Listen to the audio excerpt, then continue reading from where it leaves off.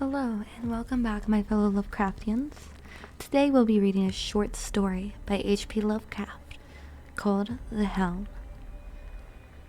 In my tortured ears, there sounds unceasingly a nightmare whirling and flapping, and a faint distant baying as of some gigantic hound.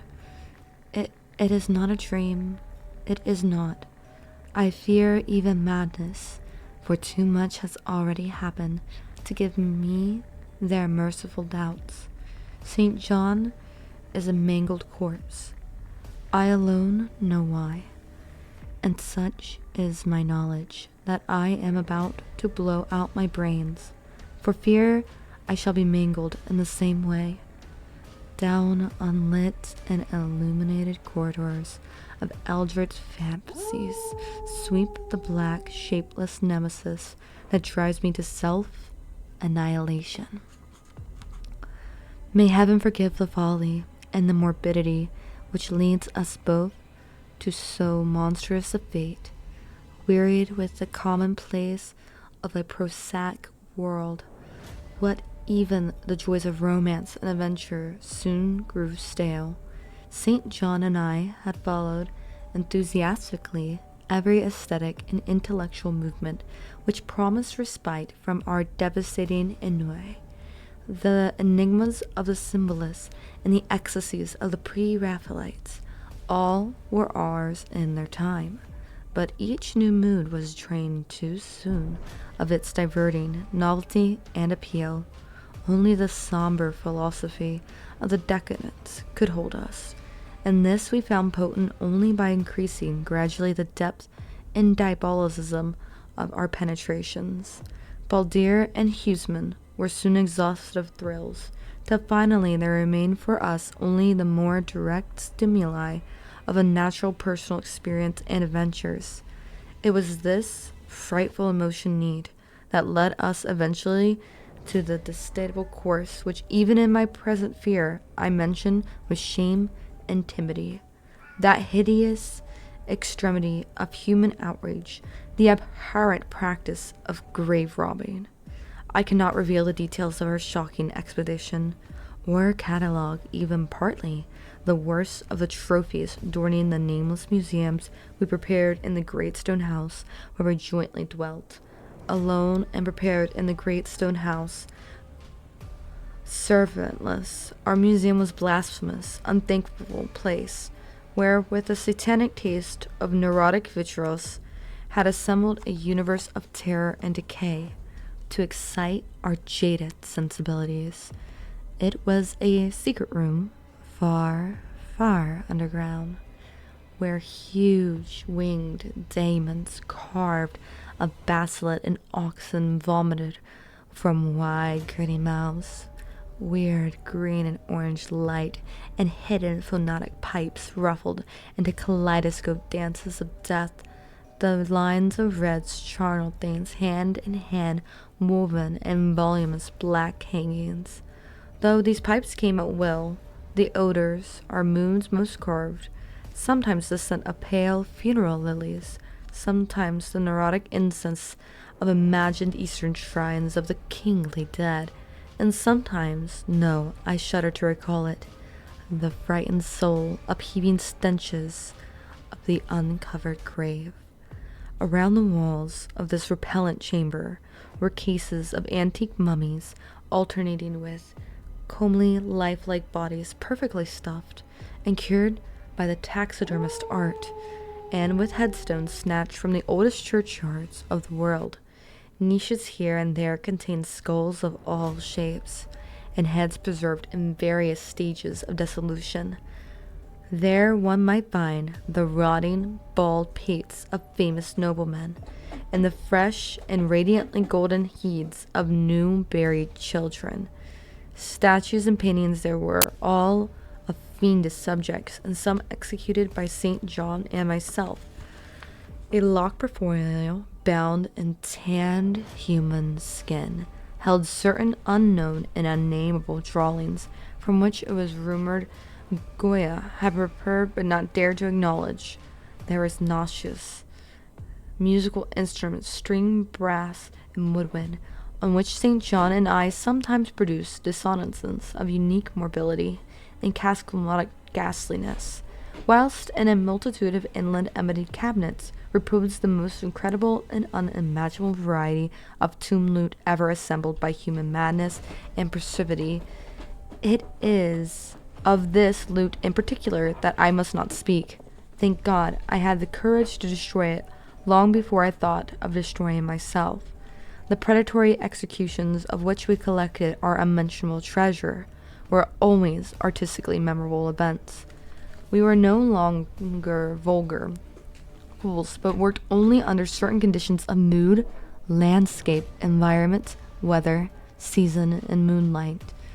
These pastimes were to us the most exquisite form of aesthetic expression, and we gave their details a fastidious technical care, an inappropriate hour, a jarring light effect, or a clumsy manipulation of the damp sod would almost totally destroy for us the ecstatic titillation which followed the exhumation of ominous grinning secrets of earth.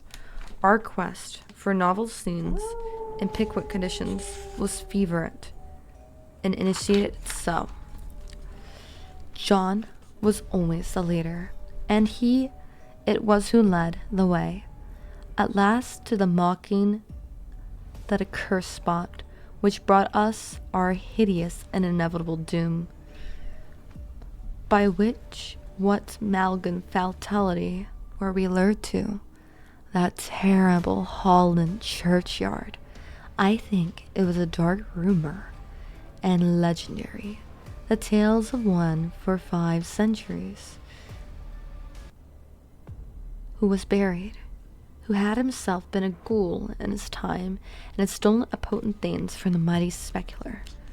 I can recall the scene, in these final moments, the pale autumnal moon over the graves casting long, horrible shadows, the grotesque trees dropping sullenly to meet the neglected grass and the crumbling slabs, the vast legions of strangely colossal bats that flew against the moon, the antique effigy church paintings, huge spectral figures in the lovely sky, the phosphorescent insects that danced like death fires under the yews in a distant corner, the odors of mold, vegetation, and less explicable things that mingled feebly with the night wind from over far swamps and seas, and worst of all, the faint, deep-toned baying of some gigantic hound, which we could neither see nor definitely place. As we heard the suggestion of baying, we shuddered, remembering the tales of the peasantry, for he whom we sought had centuries before been found in the self-same spot, torn and mangled by the claws and teeth of some unspeakable beast. I remembered how we delved in the school's grave, our spades, and how we thrilled at the picture ourselves, the grave, the pale watching moon, the horrible shadows, the grotesque trees, the titanic batch, the antique churches, the dancing death flyers, the sickening odors, the gently moaning night wind, and the strange, half-heard, directionless baying, of whose objective existence we could scarcely be sure. Then we struck a substance harder than a damp mold, and beheld a rotting oblong box crusted with minerals.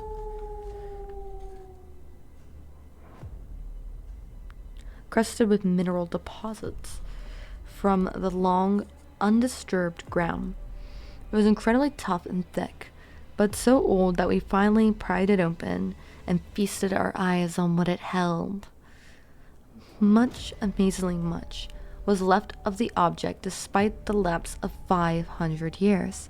The skeleton, though crushed and placed by the jaw of the thing that had killed it, held together with surprisingly a bunch of firmness, and we gloated over the clean white skull and its long, firm teeth, and its eyeless sockets once aglowed with a charnel fever like our own. In this coffin lay an amulet of curious and exotic design, which had apparently been worn around the sleeper's neck, It was oddly conventionalized figure of a crouching winged hound, or sphinx, with a semi-canine base, and was exquisitely carved, an antique oriental fashion, from a small piece of green jade. The expressions on its feature was repellent and extreme, savoring at once death, bestial, and malvorance. Around the base, with an inscription in the characters which neither St. John nor I could identify on the bottom, like a maker's seal, was graven a grotesque and formidable skull. Immediately upon beholding this amulet, we knew that we must possess it, that this treasure alone was our logical pelf from this century grave. Even had its outlines been unfamiliar, we would have desired it, but as we looked more closely, we saw that it was not wholly unfamiliar.